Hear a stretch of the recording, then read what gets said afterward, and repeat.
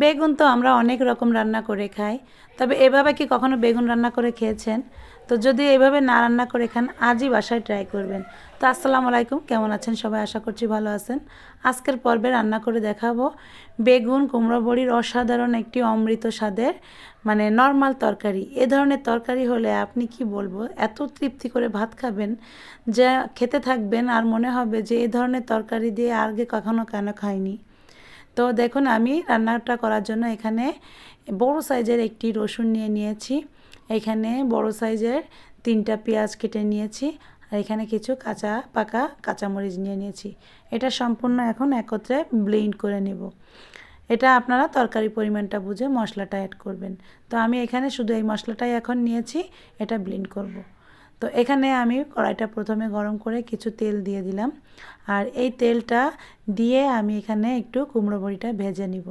তো যারা কুমড়ো বড়ি খেতে পছন্দ করেন তারা অবশ্যই এইভাবে তরকারিটা রান্না করে খেয়ে দেখবেন, এটা যে কত মজার হতে পারে আপনি কখনো কল্পনাও করতে পারবেন না। আর যারা কখনো কুমড়ো বড়ি খাননি তারাও অবশ্যই বাসায় ট্রাই করবেন, দেখবেন কত ভালো লাগবে।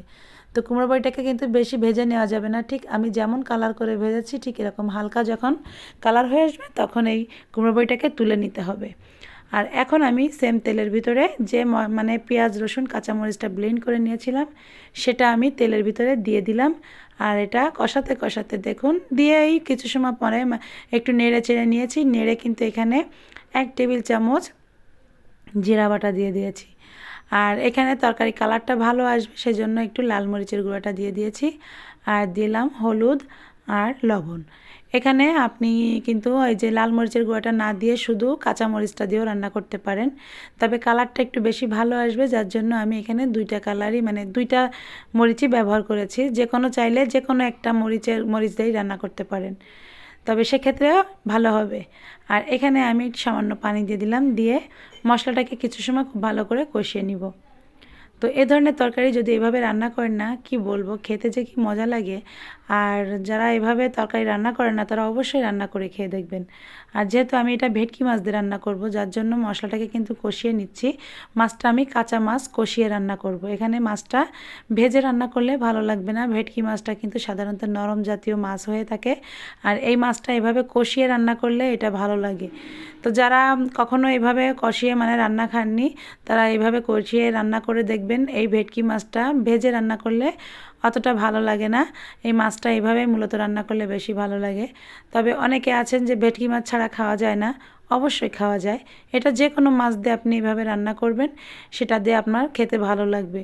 তবে আমি তো আজকে ভেটকি মাছ রান্না করছি, যার জন্য এটা ভেটকি মাছ দিয়েই রান্না করিয়ে দেখাচ্ছি। আপনারা চাইলে আপনাদের পছন্দ মতো মাছ দিয়ে এটা রান্না করতে পারেন।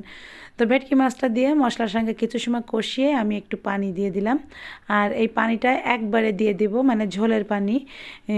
এটা যেহেতু বেগুন দিয়ে রান্না করব, বলক আসার পরে মাছটা কিছু সময় বলকে জাল হওয়ার পরে তারপরে মাছটাকে আমি তুলে নিব। তো যতটুকু পানি দিয়েছি ঝোলে এর বেশি বেশি লাগবে না, কারণ যেহেতু পানি বেগুন রান্না করব, বেগুনের তরকারিতে কিন্তু বেশি পানি লাগে না।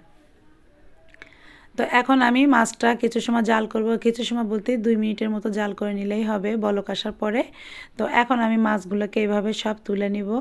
আর এই যেহেতু এটা নরম মাছ, ভেটকি মাছ, এই নরম মাছ কিন্তু মানে তুলে না নিলে এক্ষেত্রে কিন্তু বেগুনটা দেওয়া যাবে না। বেগুনটা যেহেতু নরম তরকারি, তো এটা কিন্তু নরম মাছ নরম তরকারি, অনেকে ভাবতে পারেন যে একবারে দিয়ে দিই, তো একবারে কিন্তু দেওয়া যায়। দিয়ে দিলে হয় কি, মাছটা কিন্তু বেশি জাল হয়ে মাছটা সেক্ষেত্রে ভেঙে যায়। তো মাছটাকে আমি তুলে নিয়ে এখন কিন্তু আমি বেগুনগুলোকে দিয়ে দিব।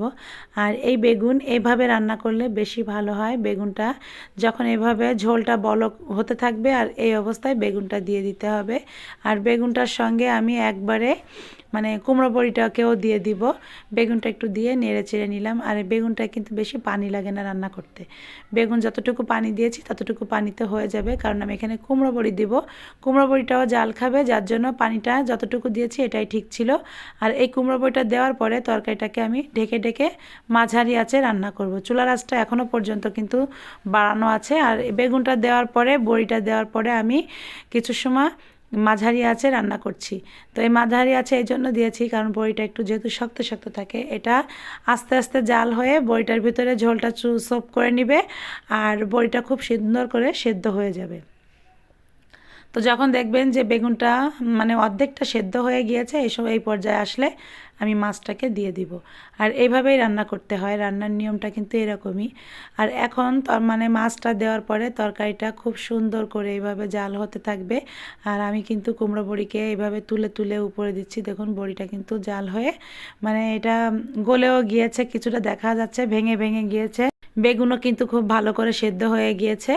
এখন আমি মাছটা দেওয়ার পরে এবার চুলার আঁচটা সম্পূর্ণটা জ্বালিয়ে মানে বাড়িয়ে দেব, বাড়িয়ে দিয়ে চুলা মানে ঝোলটা খুব ভালো করে একটু টানিয়ে নিব। তরকারিটা কিন্তু এ পর্যায়ে হয়েও গিয়েছে, আর 5 মিনিটের মতো রান্না করলে হয়ে যাবে। তো যেহেতু বড়িগুলো একটু নরম নরম হয়ে গিয়েছে, সেই ক্ষেত্রে বড়িগুলোকে যথেষ্ট চেষ্টা করছি মানে উপরের দিকে উঠিয়ে দেওয়ার জন্য। এটা যখন রান্না হয়ে যাবে মানে ঝোলটা সব করে নিয়ে বড়িটা এত সুন্দর ফুলে যাবে আর দেখতেও ভালো লাগবে। তরকারিটা যখন উঠাবেন তখন সেই ক্ষেত্রে বড়িগুলো ভাঙা মানে খুব কম ভাঙবে। তো এইভাবে তরকারিটা কিন্তু আমি রান্না করে নিয়েছি, ঢেকে ঢেকে এইভাবে চুলার স্পিডটা বাড়িয়ে দিয়ে এইভাবে রান্না করে নিয়েছি শেষ মুহূর্ত পর্যন্ত। আর ঝোলটা আপনাদের পছন্দ মতো মানে রাখবেন, যে যেমন খেতে চাইবেন ঠিক সেই পর্যায়ে ঝোলটা আপনারা রেখে দিবেন। তবে আমি যতটুকু ঝোল যেভাবে রেখেছি এটাই ঠিক ছিল, কারণ বেগুনের তরকারিতে কিন্তু খুব বেশি একটা ঝোল রাখলে ভালো লাগে না। তবে আমি এখন যতটুকু ঝোল রেখেছি এই ঝোলটা যখন পুনরায় মানে তরকারিটা মানে ঠান্ডা হয়ে যাবে তখন কিন্তু তরকারিটা ঝোলটা অনেকটাই শুকিয়ে যাবে, কারণ এখানে কুমড়ো বড়ি দিয়েছি। কুমড়ো বড়িটা যদি না দিতাম তাহলে কিন্তু ঝোলটা আমি অনেকটা কমিয়ে নিতাম। তো কুমড়ো বড়িটা যেহেতু দিয়েছি, কুমড়ো বড়িটা যত ঠান্ডা হবে তত কুমড়ো বড়িটা মানে ঝোলটা টেনে নিবে। তো দেখুন তরকারিটা কিন্তু অসম্ভব সুন্দর হয়েছে, দেখতে যেমন সুন্দর হয়েছে খেতে কিন্তু দারুণ দারুণ মজা। আপনারা অবশ্যই বাসায় ট্রাই করবেন, যে কখনো খাননি অবশ্যই ট্রাই করবেন। আর এই কুমড়ো বড়ি দিয়ে বেগুন রান্না করলে যে কি মজা লাগে, আর বেগুন কেন যে কোনো সবজি এই শীতের সবজি রান্না করবেন না কেন এই বড়ি দিয়ে এত টেস্টি হবে, যারা কখনো খাননি তাদের কাছেও কিন্তু অমৃত লাগবে। তো রেসিপিটি ভালো লাগলে অবশ্যই একটি লাইক কমেন্ট শেয়ার এবং চ্যানেলটিকে সাবস্ক্রাইব করবেন। পাশে থাকা বেল আইকনটি ক্লিক করবেন যাতে আপনি আমার নতুন ভিডিও নোটিফিকেশন সবার আগে পেয়ে যান। সবাই ভালো থাকবেন, সুস্থ থাকবেন। আল্লাহ হাফেজ।